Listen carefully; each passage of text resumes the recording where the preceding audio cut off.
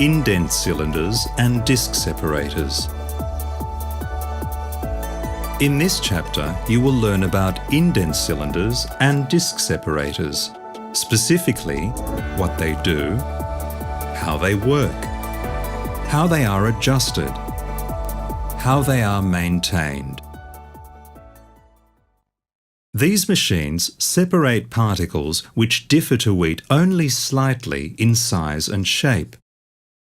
By the time the wheat reaches these machines, it has already been through a milling separator, which will have removed contaminants that differ significantly in size.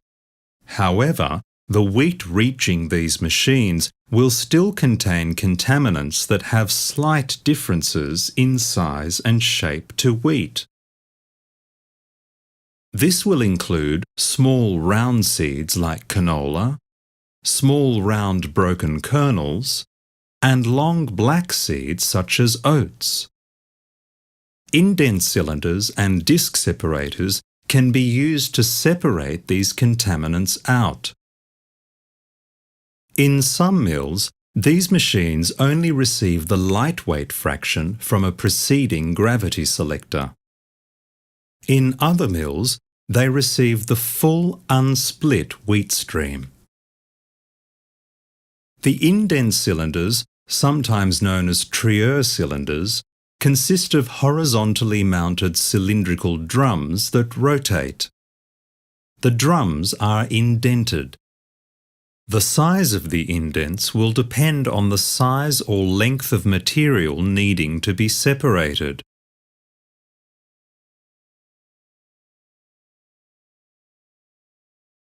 Running through the centre of the drums are screw conveyors with open-mouthed U-shaped collection troughs. The angle of the troughs is adjustable. The wheat stream is fed into the drum, and as the drum rotates, any particles small enough to fit into the indents are carried up and out of the bulk of particles below and are dropped into the trough. As the drum turns through its rotation, the indents become angled so that the particles are more likely to fall out. Longer particles will tend to fall out of the indents sooner than shorter particles, allowing for a separation by length. A screw conveyor in the trough augers away the particles that land there. The mass of particles remaining in the drum is either augered out to an outlet at the opposite end of the drum, or the drum may be slightly inclined towards the outlet, allowing gravity to aid the flow. The main adjustment required for the indent cylinders is the angle of the trough. This angle will determine which particles are caught in the trough and which fall short. This should be checked with each new grist to ensure optimal adjustment. Disc separators consist of a series of discs on a shaft. The discs turn through a mass of particles.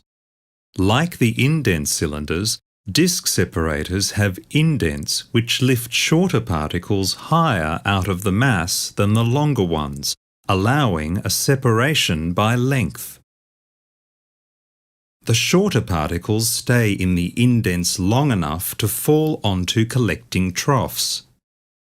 Conveyor blades in the inner circumference of the discs convey the particles along the length of the machine. The angle of the conveyor blades controls how quickly the mass of particles are moved out of the machine.